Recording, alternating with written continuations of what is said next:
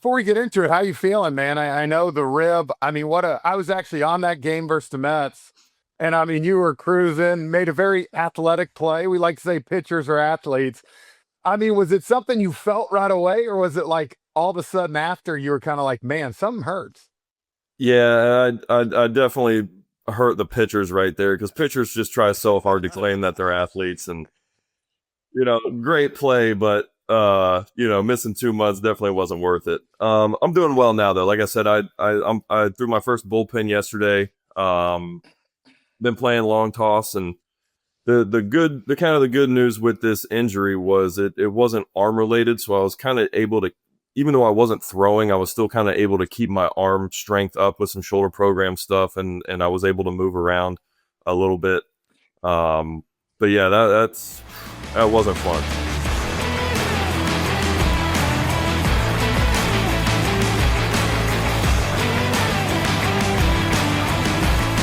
It's Kirk Herbstreit. Oh, Sean McVay. Carrie Walsh Jennings. Sterling Gallagher. Ragazan. John Isner. Ryan Howard. Greg McElroy. Got Drew. Chris Sale. Mark DeRosa. Cade Klubnik. Derek White. Reese Davis. Freddie Smith.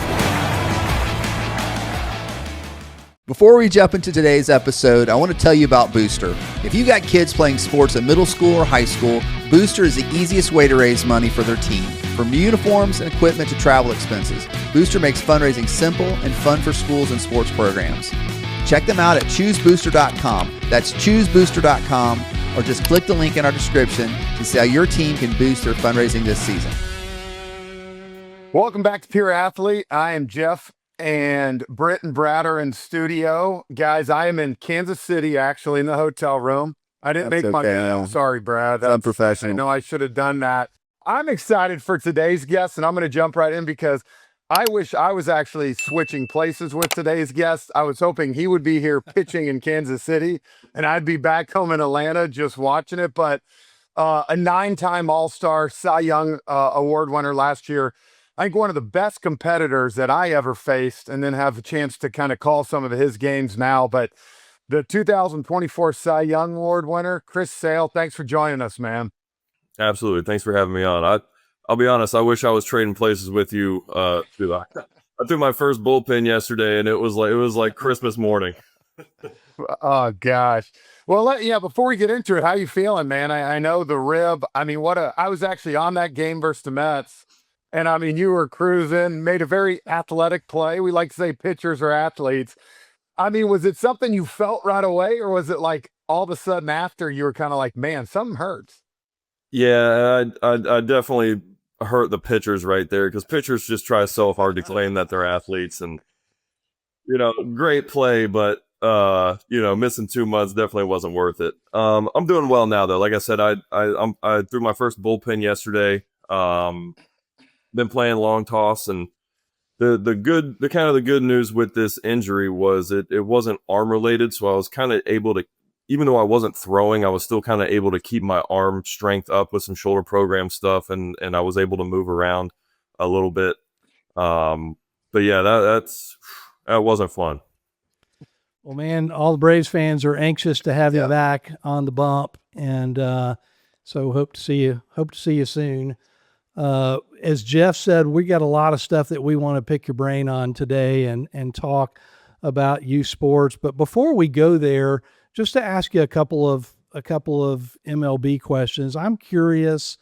We talked to Adam Wainwright about this a number of months ago, but you've been in the bigs, 15 years, I think, and you've seen a ton of change for starting pitchers. I mean, complete games used to be, a badge of honor, and they're almost non-existent today. Most starting pitchers, if you get 5 innings out of them, that's considered, a high quality start.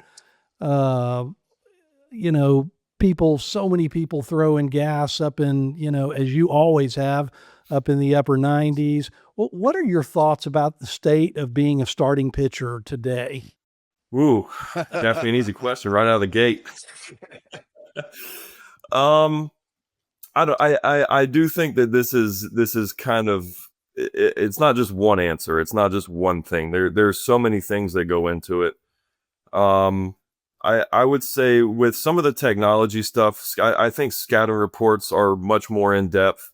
than they've ever been. I think. I also think too, one thing that people forget about too, that kind of gets forgotten. Bullpens are so much better now than they were 20, 25, 30 years ago. It was actually a joke. And Frenchie, you were there when we'd go to Kansas City, and the old adage is, right, like, let's get to the bullpen. And you get during the mid 2010s when those Royal teams were unbelievable. I mean, they had a great offense. Their bullpen was probably the best in the game. And it was like, all right, let's not do too much damage to the starter because we really don't want to get to that bullpen. So I think you have much more high leverage guys in the back end. 15, 20 years ago, you had a closer and you maybe had a setup guy and a lefty, right? Now, I mean, you're calling up a guy from AAA throwing 98, and I just think the stuff in the bullpen's a little bit better. I think with starting pitchers, it's easier to kind of pull that guy out if you have a guy that's coming in that's going to shut you down. Do you I mean, on a personal basis, was it more fun to try to finish a game in that age of, you were a complete game leader for several seasons? Do you miss some of that? Yes. I mean, well, I broke 2 ribs trying to complete it about a month ago. So yeah, I mean, there is something fulfilling about going out there and finishing a game, throwing a complete game. For me, I started my career. I was in the bullpen for 2 years to start my career, and going out there and not knowing on a day when you're going to pitch or whatnot. And let's say you got 8 or 9 games in a row, and Burley runs out there and throws a complete game. Like what that does for the bullpen guys. I mean, the days off for them are crucial. So, knowing that I can give them kind of an unscheduled off day by throwing a complete game and saving them was huge for me, because I know what it was like on the other side of that. Comparing like when you first came into the major leagues to now, do you think the talent level and the depth of pitching is better or worse than it was when you first came to the game? So I think that the ceiling has always been there, right? The best guys in the league, 20 years ago would pitch today, and I believe that they would be still the best pitchers in the game. I mean, you can take Randy Johnson and Pedro and Maddox and Smoltz, all the big name guys from back then, and I believe that they're going to dominate. They might do it a little differently, but I think as a whole it would be the same. I just think that the talent floor is much higher now than it was. Like I said, I think that especially in the bullpen, you have guys that it's a 7-1 ball game. Kind of, you got a guy mopping up a game, and he's still throwing 95 plus miles an hour, and he's got one really good out pitch, whether that's a slider or it's a split or a cutter or something. So I don't think the ceiling is any higher. I just think that the floor is much higher. I couldn't agree with that more, man. I think back to 15, 20 years ago, you always knew there was 1 or 2 guys in the other team's bullpen that you're like, if we can get to these guys, it's 91, 4-seam right down the middle and let it loose. And now, as you said, dude, the mop-up guy comes in the 5th and he's got a 99-mile-per-hour sinker. And it's like, I think I'd rather face Seth Lugo than this guy, right? Like, you'd rather, even though they're unbelievable, I don't want to see that guy. So it's definitely changed. And, I think you said it, though, the elites are still great, like yourself, man, still doing it. But I want to kind of to go back a little bit, because we talk a lot on here. And so many people that listen to this obviously love baseball and love youth sports, youth baseball, what they're doing. But I love that in baseball, and I want you to kind of tell your story kind of coming through, but it's not like you went to LSU. It's not like you went to Florida and did it. Tarek Skubal, who started the All-Star game, University of Seattle, the only school that called him, right? So give us a little bit of your background in Little League, high school, and kind of your journey to get here. Yeah, I'll be honest. This is actually kind of one of my favorite things to talk about with young baseball players, and especially youth coaches and even parents, right? So I always say that when if you really want a kid to excel at anything, you have to make it fun first, right? You can't have a 5-year-old out there hitting off a tee, drilling them. Come on, get your top hand, or if he's throwing a bullpen and he misses 3 pitches in a row, give me 20 push-ups. You got to make it fun, because if it's not fun, they're not going to love it, and if they don't love it, they're not going to want to work at it, right? So I think for me, it's especially when they're really young. No one gets a college scholarship when you're 12. And some guys, like you said, that they come into their own much later in life, and they develop differently. So I think that for youth sports, it's got to be fun first, because when it's fun, the kid is going to fall in love with it. And if you have a kid that loves playing any sport, I don't care what sport it is, or even any activity, whether it be playing baseball or playing the piano or working on a car engine, if you make it fun, they're going to love it. And when they love it, then when that time comes, because there's always a time in sports where it goes from fun to competitive to now it's work. But when those transitions come, if it was fun first, then they love it. It makes it a lot easier to want to, grind some things out and wake up early and do the 2-mile runs and really dedicate yourself to doing that. And I for me, it was something I just loved to do. My dad always made it so much fun. Every day coming home from work, I was sitting right there at the garage door waiting for him. I'd heard his motorcycle pulling in, and so it was just something that I really loved to do with my dad. And then it was something that I was, had talent at, and then, but I was never really the best player on my team. Maybe when I was young, like Little League, and then there were some like in between years where it was, I didn't really throw very hard, but I could, I was a decent pitcher.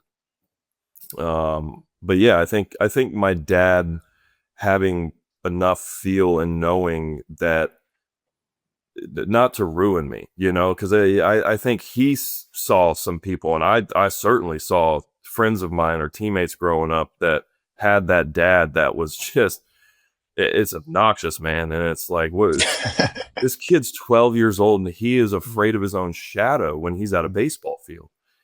And my dad was never like that. Literally never, even to this day. Like I can go out and, give up 7 runs, and he's like, yeah, mom still loves you. How are the kids doing? And if I can, go 7 innings, punch out 12, give up a run. He's like, why'd you give up the run?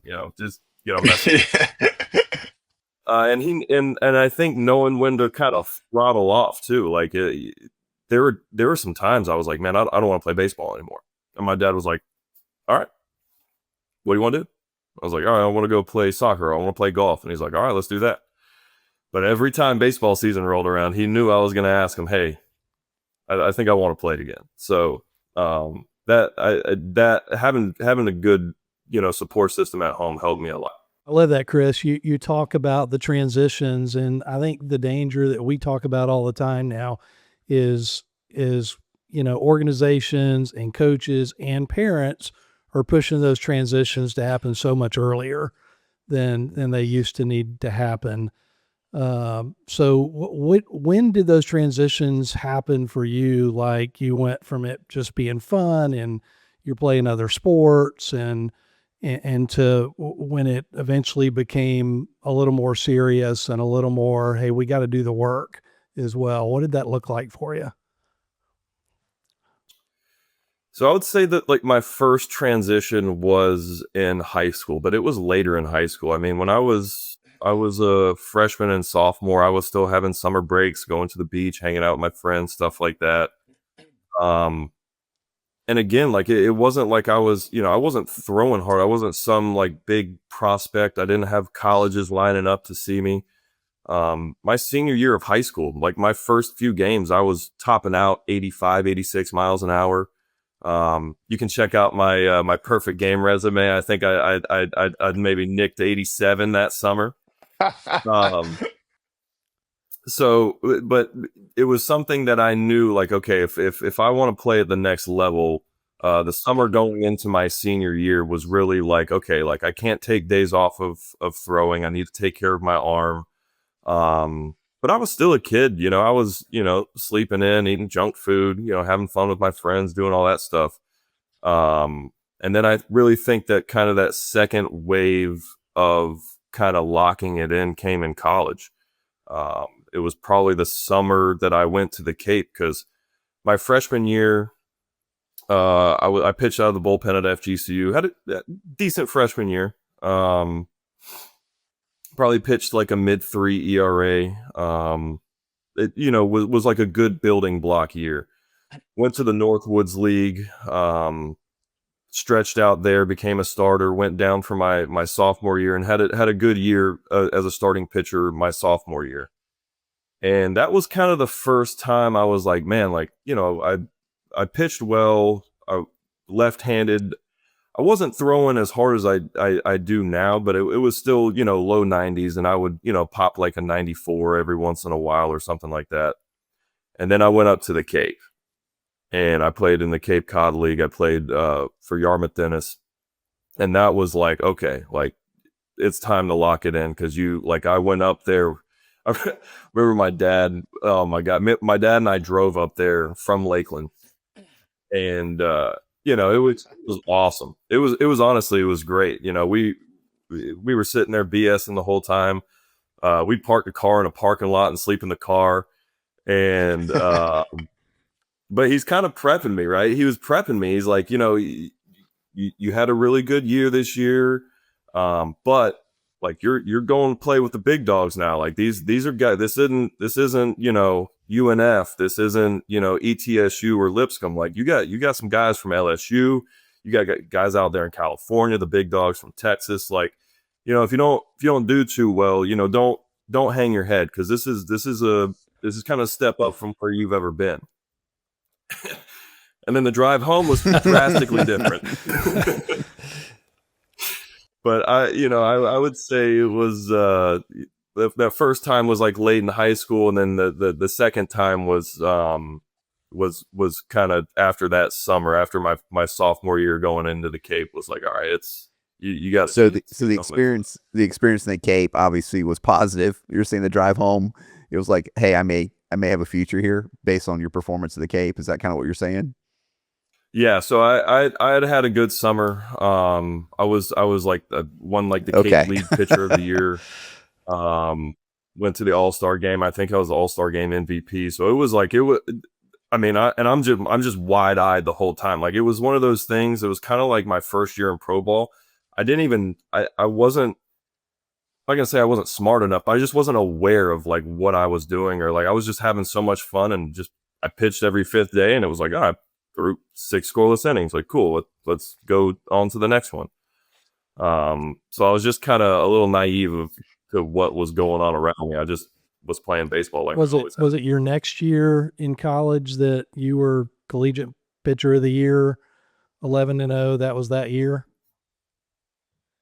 That was after the Cape. That was my my junior year. Yeah. You said, senior in high school, you're throwing roughly 85, hitting 87 at times, and then 3 years later, you're where?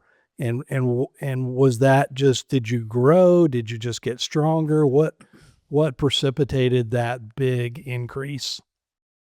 So I think I just kind of came into my own a little bit. Like I had kind of figured out some mechanics that worked well for me, because I didn't throw from that low 3/4 slot until my sophomore year of college. And I remember, we were up at 5 o'clock in the morning, working out in the weight room. When you're in college, if you're a college pitcher, you might as well put cross country on your resume as well. I mean, and I was a knucklehead, so I had some extra opportunities to run. So, I think just with some of the discipline things that I needed in not only in baseball, but in my life to kind of focus on the things that I needed to focus on, and just finding kind of how my body operated. I think those things combined helped me get some velocity and because I'd always thrown strikes. Throwing strikes was never anything that I had a problem with. It was, just trying to maintain my velocity, because I would throw one at 86 and then I'd throw one at 91 and then the next one was 85 and then 88. So just a little bit of inconsistencies there. Chris, you talk about all the things where you really came along, and you talked about your dad. Who are, we talk on this a lot of time about the coaches. We talk about the parents, of course, feeding these kids, making it fun, and then the great coaches that help these athletes along the way. Who were one or two of the other guys that you had coming up, whether high school, college, that really were instrumental in getting you to where you are today? Boof. Oof, man. Well, I think so. I would say, I had great Little League coaches. A lot of them were like my friends' dads, and again, they always made it fun. Even my travel ball coaches always, it didn't matter if we won by 10 or lost by 10. We were having a pizza party at the hotel pool that night, right? Yeah. So that was awesome for me growing up as a kid. Once I got to high school,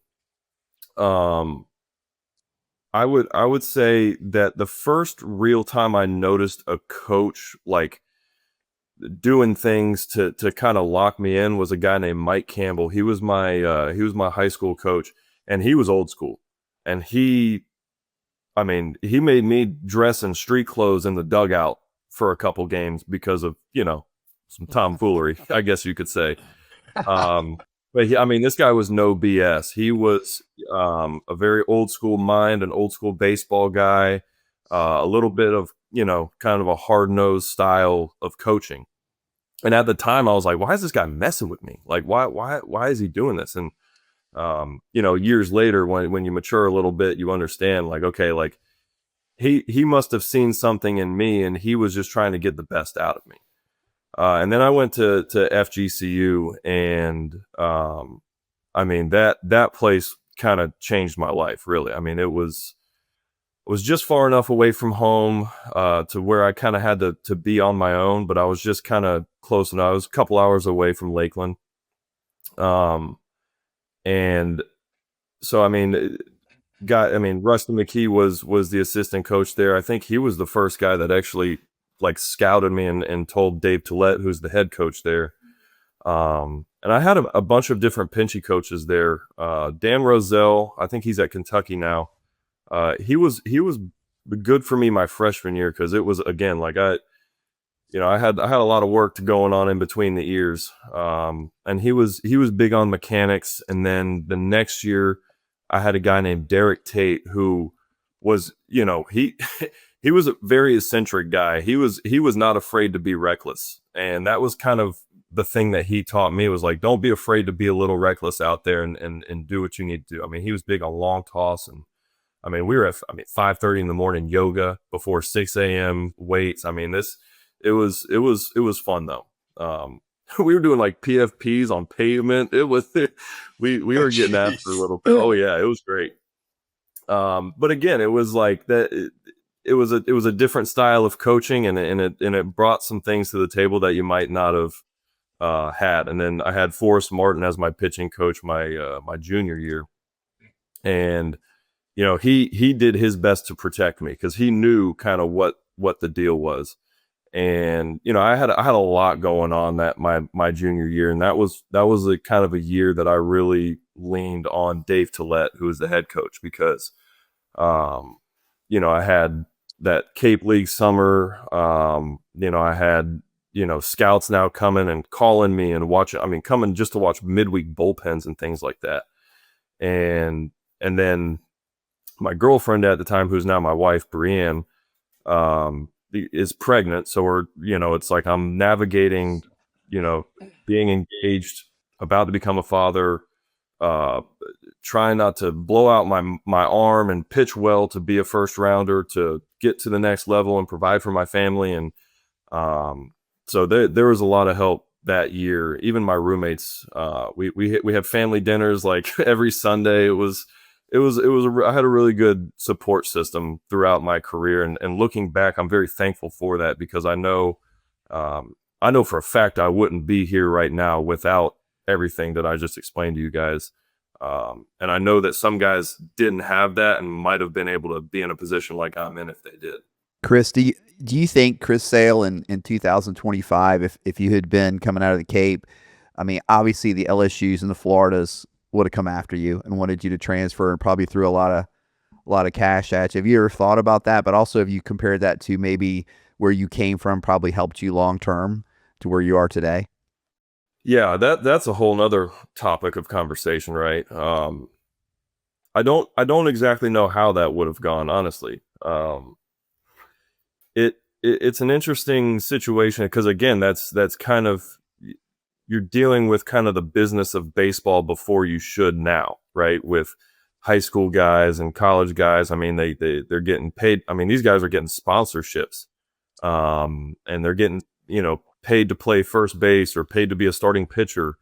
So I'll be honest, I'm glad I didn't really have to deal with all of that, because it just, I mean, for me, I was just focused on baseball. It was enough for me to have to go to, 5 classes or 4 classes or whatever it was, and, be on time for baseball practice and get my study hall in, and not, I couldn't imagine being on a phone with an agent and making money and having to, balance a checkbook. I was just swiping my dad's credit card. That was the best part.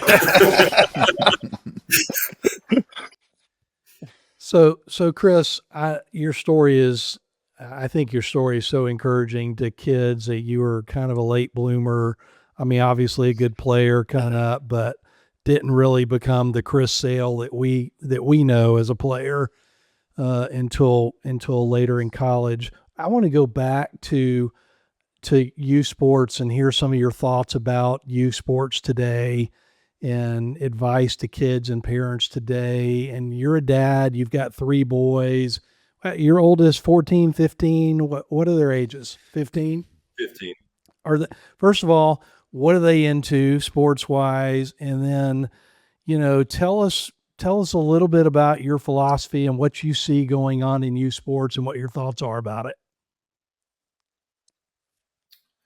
Again, kind of like what we touched on earlier, for me, I want to stress the fact that if you have a kid playing a sport, or like I said, any activity, make it fun for them. And that's something that I've always tried to do, because that's what my dad did. And I try to do the same thing with my kids. We'll set up the pitching machine in the backyard and do fly balls. And, again, like my oldest son wants to play baseball in high school. So there's a little bit more of like, hey, we got to play catch today, because you got to keep your arm going. You can't just, show up for tryouts and start ripping curveballs and stuff like that. So there is a little bit more discipline with him, but my 5-year-old loves it. My 8-year-old loves it. And I just try to have fun with it. And when they do well, you celebrate it. And when they don't do well, don't make a big deal out of it. Because again, my 8-year-old and my 5-year-old and even my 15-year-old, they're not getting a college scholarship based on the bullpen that they throw in my backyard. And again, like, I just think that there's an appropriate time to turn fun into work and work in the business. And I don't think any of that comes in high school. And again, there are guys that are professional athletes that didn't even start playing until they were probably 12 or 13. So again, I can't stress enough to coaches and parents and even kids, like, just enjoy your childhood, because you only have one of them, and I promise you will be sitting here where we are right now, wishing that you could have give me 4 hours of my childhood back. How much fun would that be? And so don't, don't try to ruin the one you have by growing up too quick or being too hard on them. Let them have fun. Let them, making mistakes is part of this game too. And I tell my kids that all the time. I've been on ESPN blowing up, water coolers and giving up 8 runs. And, I had the best year of my career last year, and I had the worst statistical start of my entire career against Oakland. I had just won pitcher of the month, and my first start the next month was the worst start of my career. And so you got to kind of learn to roll with the punches, and failure is as much a part of sports as anything, really. So, you got to be a little bit accepting of that as well. Chris, I want to kind of touch on something too. So, you were pretty healthy for a long time in Chicago and dominating. I was on the receiving end of a bunch of those strikeouts that you had, over 2,500 now. And, but with that being said, you go to Boston, right? And injury after injury after injury. And I want to talk a little bit about the mental side for you now a little bit, and like what that was like. Cause I'm sure, we have a lot of kids we talk about, whether you break your leg, whether you do this, how are you able to mentally kind of keep yourself moving when it just kept piling up? And it's like, is this ever going to end? Yeah, no, that's a good question. And I would love to sit here and say that it was me just, being mentally strong enough and being tough enough to kind of truck through all that. But man, there was some rough times. Like there was some, I got some pretty tough spots during all of that. So for me, it was, again, just leaning on the people around me, trusting in the people that I knew loved me, and trying to block out some of that outside noise. Because there were a few moments where I'm like, all right, this is rock bottom. Like, I'm thankful that I'm at rock bottom, like, okay, please, this has to be. And then something else happens. And, there was, I think I got to a time in 2023 where when I had what I do, like a stress reaction or stress fracture in my scap. And that was the injury after all of them. It started in, 2018. I went on the IL, came back, was able to finish the year. 2020 ended up blowing out my elbow, or 2019, excuse me. Missed all of 2020, threw like 30 innings or something like that in 21. Made 2 starts in 22 with the comebacker with the pinky, and then the bike accident and all that stuff. So I get done with 22, and I'm just, I was spent. It was just like, what else can happen, right? So I go through that off season, get to spring training, make all my starts in spring. I start the year, I'm healthy, and I'm like, okay, this finally back on track. And I remember when that thing happened in 23 with my shoulder, that it was like, okay, like this is a big choice for you to make right here. Like you can go back to where you were before and kind of have that rain cloud over you, or you can just kind of accept this and just realize, okay, hey, this is where you're at. You can deal with this one way or the other.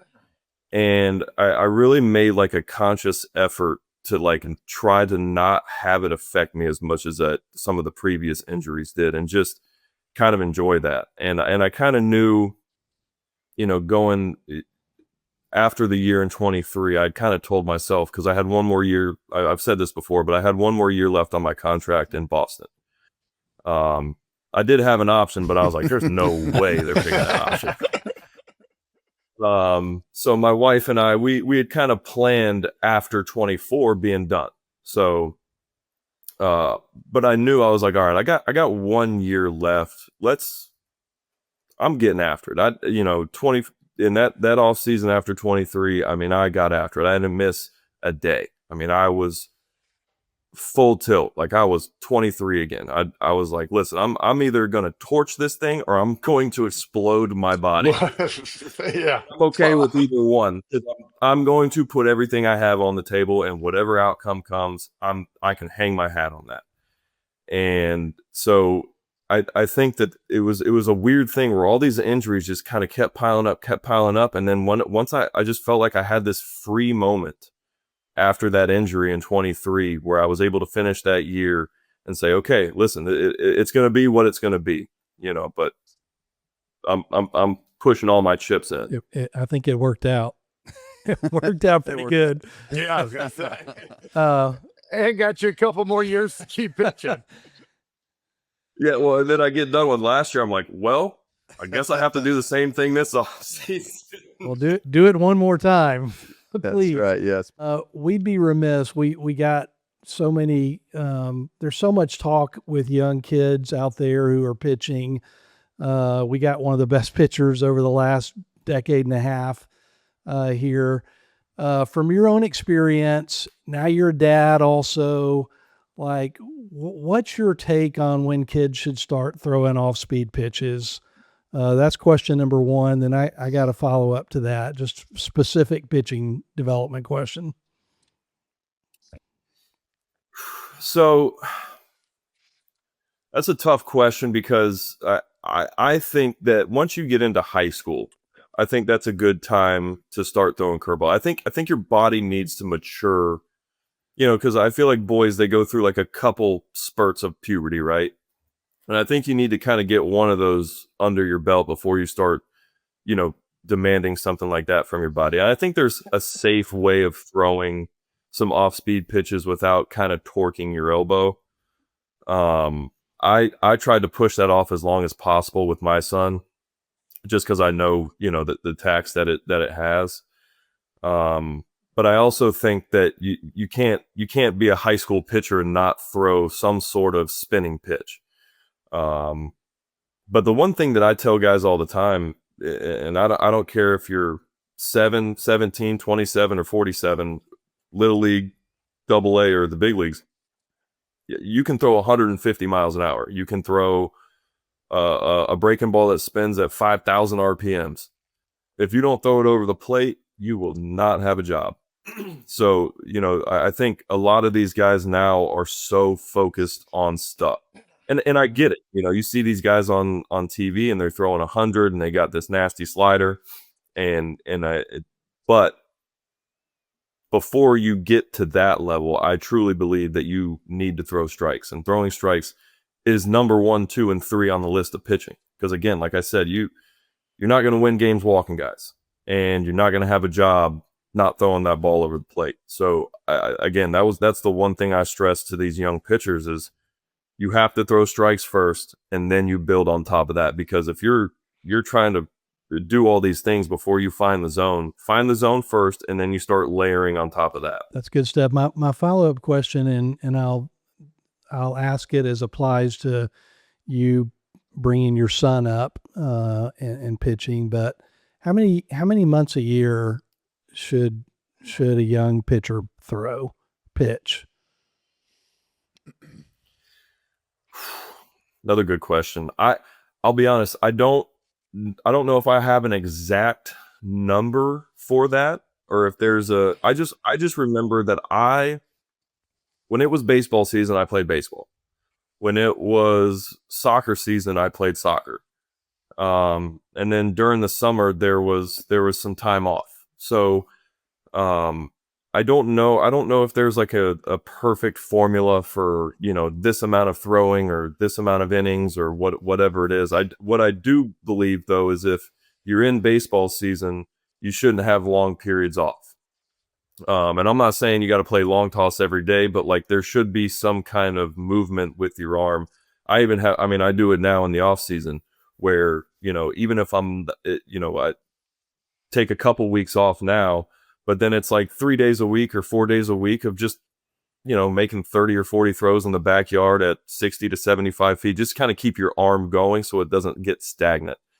Because if you take a month off and then you try to go pitch 4 or 5 innings, that's going to be tough. But I definitely don't think pitching year round is going to be good at a high level, trying to max out for 12 months a year, throwing, making 3 starts in a weekend. That's I don't think that's going to be good for you either. But again, like I would say my dad was really good about that. When it came time for baseball season, he was like, hey, we need to go play catch a couple times this week. Even though it's soccer season, let's kind of keep your arm going a little bit. there were a couple times I gave some pushback, and he was like, all right, whatever, then you're not going to be ready for baseball. I'm like, all right, let's go play catch. So, yeah, I mean, again, that might be a question for someone a lot smarter than me. Finishing up, Chris, I got a fun question for you real quick. And I know pitchers don't like to admit this, but you're on the mound. Who's the one guy that he walks up to the plate, you're like, oh, crap, man, this guy owns me and I'm in trouble? Man, I'd probably have to look that up. I know when Victor Martinez was there, I was throwing him batting practice. Another guy that's really baller. Billy, yeah. Dude, very underrated. Like, no one really talks about him. That dude could swing a bat. I mean, he had some years where he was unbelievable. Well, and he was so slow when he got 50 doubles. I'm like, those are 50 legit doubles.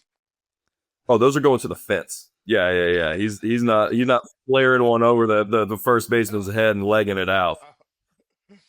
I was probably like 12 of those doubles in one of those years. I remember I faced him out in Oakland. Base hit on a heater. All right. Base hit on a slider.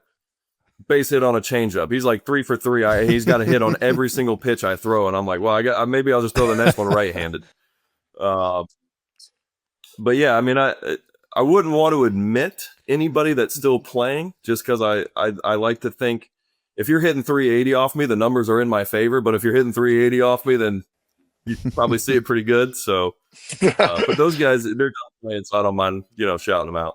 You're a veteran pitcher. I mean, you've seen it all, you've done it all, but yet you're known for not shaking off the catcher's signs.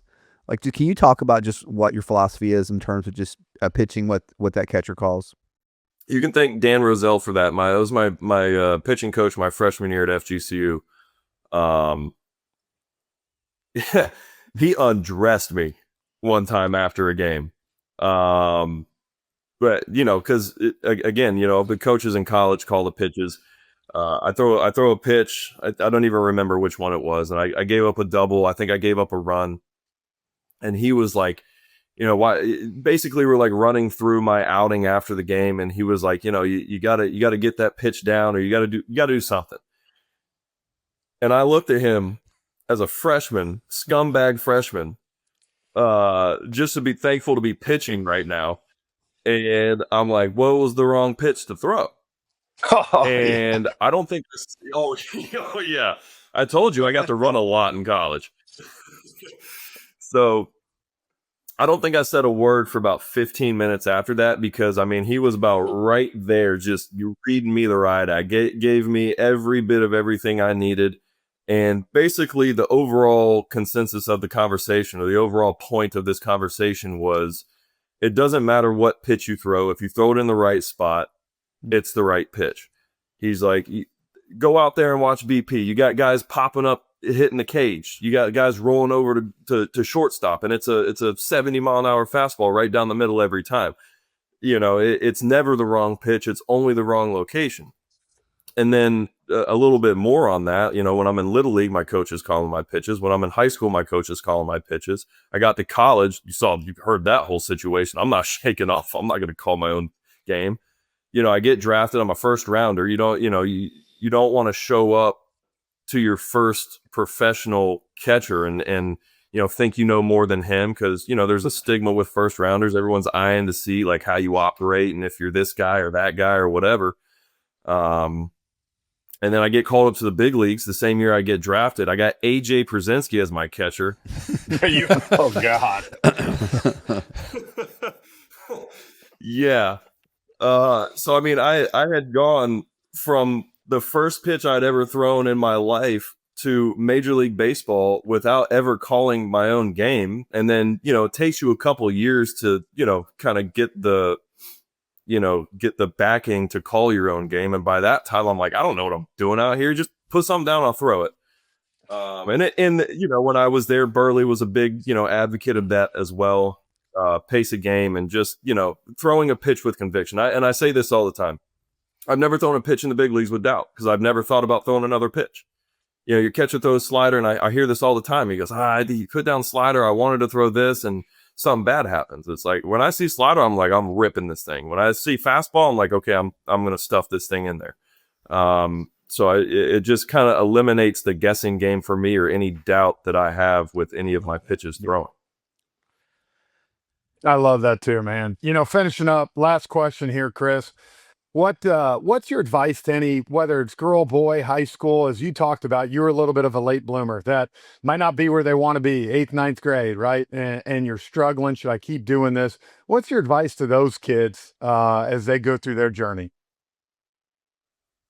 I would say just never quit believing in yourself. If it's something that you're truly passionate about, and it's something that you love to do it as long as you can, because I mean, as we all know, it's not that this isn't something that you can put down and then pick up in 5 years, right? If you have a true passion for, again, whatever it is, it doesn't have to be just sports, and you're willing to dedicate your life to it, and you are not afraid to kind of truck through some rough times, I would tell you, don't let anyone tell you what you can or can't be. You know, if we listened to all of our teachers or coaches when we were, I mean, what's the percentage of being a Major League Baseball player? Is it like Not less than good. 1%? A lot left. Not even, right? Not good. Not good. So when I go back to when I was 15 and just cash it in because the stats were against me, right? Like, it's the same thing with you. Like, you can't, and this is a very kind of simplistic way of looking at it, but somebody's got to do it. So why can't it be me? You know, and I held on to that mindset, and I would encourage a lot of young people to do that, because yeah, the stats aren't great, and it might not work, but if you go for it and you dedicate yourself, and even if you don't make it, I think that you'll have more peace at the end of it, knowing that, hey, I didn't quit, I didn't give up, I didn't, you know, hide in the corner. Like, I gave it everything I had, and it either worked out or it didn't. I think you're going to have a much better, easier time handling whatever the end result is. Man, I love it. I love it. You know what, dude? We thank you so much for joining us. I know you don't know how long you're going to play for, but I hope that I'm there for number 3,000 if you get that strikeout. You're kind of, we had this conversation a couple of weeks ago on air, kind of saying Chris is that next guy that's starting to creep to 3,000 strikeouts. It would probably be better if I was an active pitcher right now. You know, that strike out the ghost hitter in the bullpens right now. But no, I certainly appreciate it. You know, I love doing this. I had baseball taken away from me for a couple years, and I've learned to appreciate it a little bit more, and kind of love what I'm doing. So, someone's willing to give me a job, I'd like to keep doing it. Well, we hope to watch you for quite a few more years, Chris. Thanks so much for joining us today and sharing with kids and parents and coaches your thoughts and your expertise. Yeah, this was fantastic. Thank you so much. Hey guys, if you enjoyed this episode, be sure to check out more videos from us right here. Don't forget to like, subscribe, and hit that notification bell so you never miss a thing. Follow us on social media at Pure Athlete Inc. for even more content. Thanks for watching, and we'll see you in the next one.